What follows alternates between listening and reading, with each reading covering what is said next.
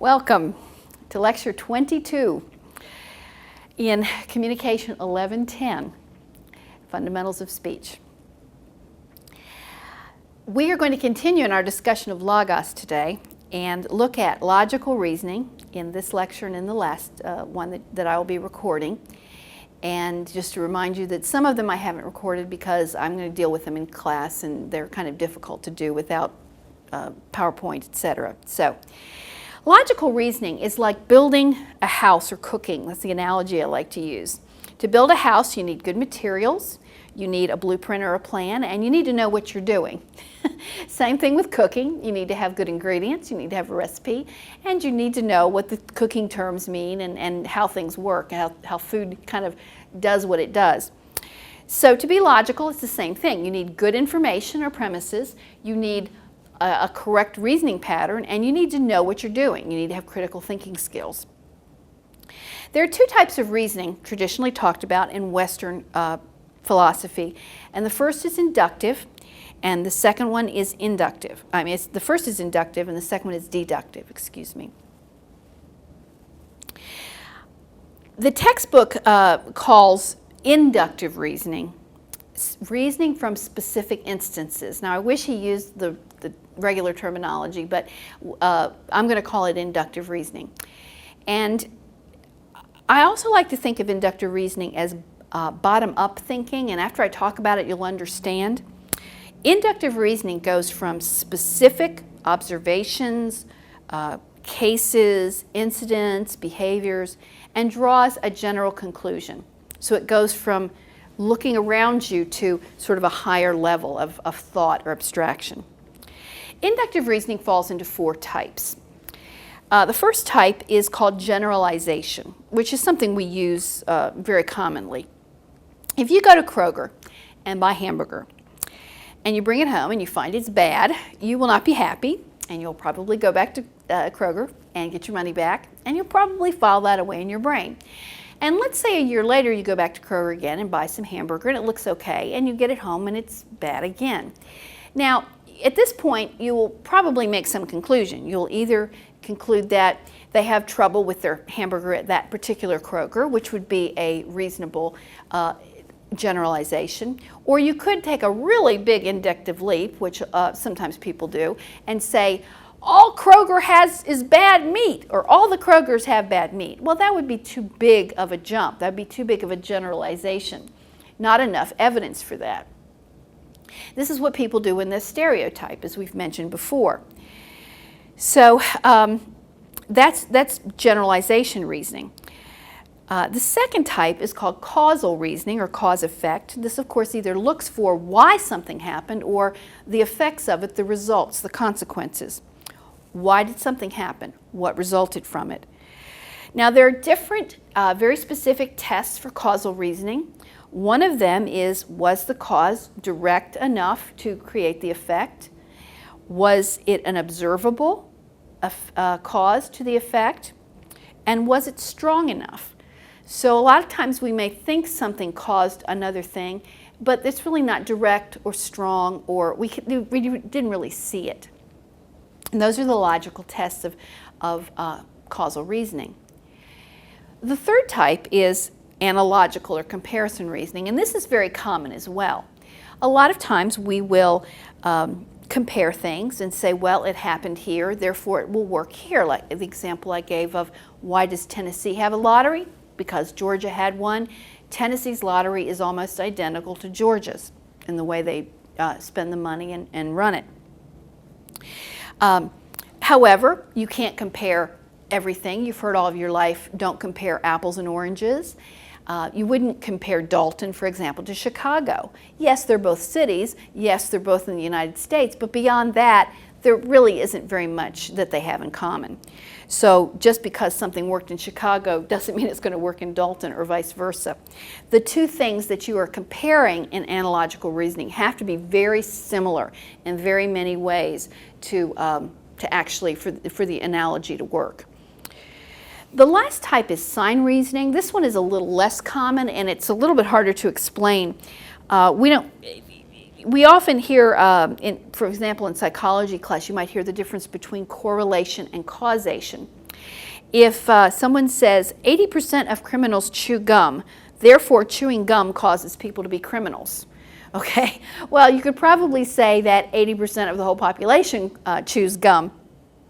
This is a coincidence. They happen at the same time, but one doesn't cause another. Another example would be in the summer, people eat more ice cream, and in the summer, young people commit more crime. Therefore, ice cream causes more crime. Well, you know, that's silly, of course. They're happening at the same time, but they don't cause each other. And that's what sign reasoning is. If you see one thing, you'll probably see the other. They go hand in hand, but they don't cause each other, and that's the connection you want to be sure that you don't make. All right, so we've gone through the 4 types of inductive reasoning: generalization, causal reasoning, analogical, and sign reasoning.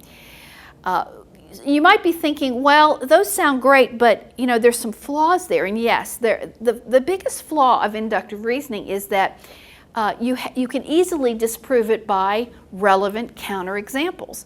So, you know, you might have been the person who got all the bad hamburger at Kroger and nobody else gets the bad hamburger. I mean, that happens.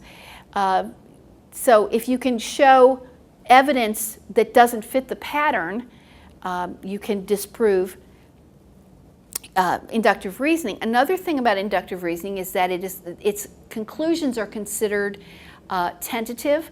They're not certain. They're always up for revision. This is what science is about. This is a corny example, but it's like coffee. You know, one year you hear a study and coffee is going to kill you, and the next year it's good for you. So, you know, they're always doing the studies over and finding more information, and that's inductive reasoning is tentative. It's open to revision, so to speak. That brings us to the second type of reasoning, and they're not the opposite of each other or flips of each other. They're 2 different ways of looking at reality. The second one is called deductive reasoning, and you can think of this as that you have a general statement and you're deducting, taking out things from that particular general statement. So the purpose of deductive reasoning is to take a general statement and to apply it, to go from general to specific. And it usually starts with a principle, and this is why the textbook calls it reasoning from principle. I also refer to it as top-down reasoning. So when he says reasoning from principle, he's talking about deductive. There's certain terminology that you need to know with deductive reasoning. The first one is the word syllogism, S-Y-L-L-O-G-I-S-M. That is a 3-statement argument that is very common. You've probably heard the one: major premise goes, all men are mortal. Minor premise, Socrates is a man. Conclusion, therefore, Socrates is mortal. Okay, now you might say, well, we all know Socrates is dead. What's the point of this, this argument? And that's one of the problems with deductive reasoning, is that sometimes it doesn't really go very far. It doesn't really tell you anything new. In other cases, it does. It is a way from going to what you know to what you don't know.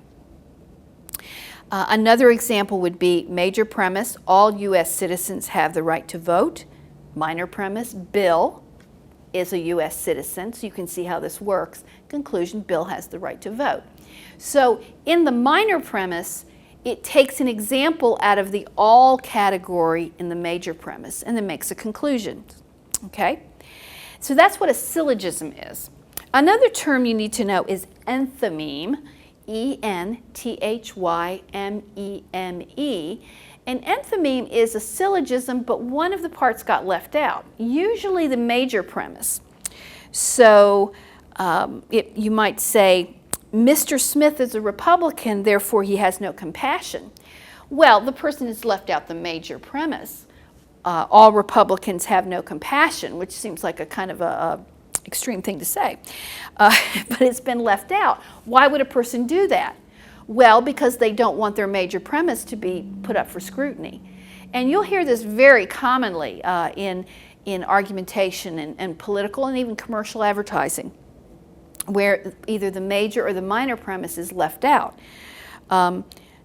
Another one would be, all Republicans have no compassion, therefore Mr. Smith has no compassion. The minor premise is left out, that Mr. Smith is a Republican. So that's an enthymeme, and you need to watch out for those. Another example of flaw, though, in a deductive argument is two. The first is that the major premise, as we just saw, can be wrong. All Republicans do not lack compassion. Okay. Another one would be all cats have fur. Fifi is a cat, therefore Fifi has fur. Okay. Well, there are breeds of cats that don't have fur. So that statement, all cats have fur, is not correct. I could say, almost all cats have fur. Fifi is a cat, therefore Fifi probably has fur. And that would be deductive reasoning, but you'd have to get the words right. So first thing that can be wrong with deductive reasoning is that the major premise can be incorrect. The second thing that can be wrong is that you don't get the formula right. So if I said all cats have fur, Fido has fur, therefore Fido is a cat, obviously I got the formula wrong. If I said only cats have fur, Fido has fur, therefore Fido is a cat, despite Fido's name, then it would be okay. But the way I had it first, all cats have fur, Fido has fur, Fido is a cat, that's not logical. I got the formula wrong. Okay, so why do I go through this? What's the application here? Well, first of all, as a college student, you should know the difference between inductive and deductive reasoning. And if it's a little fuzzy for you, read the book and listen to this lecture again, because it's going to be very useful to you as a college student to know the difference, to know when's being used. It will also help you to avoid fallacies, which we will cover in the next lecture. Also, recognize that this sort of parallels the way that people communicate and reason on a daily basis. Some people reason inductively by nature, almost it seems, and other people reason or communicate deductively. They either inductively, they'll give you a lot of examples and want you to draw a conclusion, or eventually draw a conclusion themselves, or they will just state their case, give some facts, and go on. That's more of a deductive method. Finally, it's mostly good because you need to know when these forms of logic are being used correctly or being used against you in the real world of discourse that you're going to encounter every day.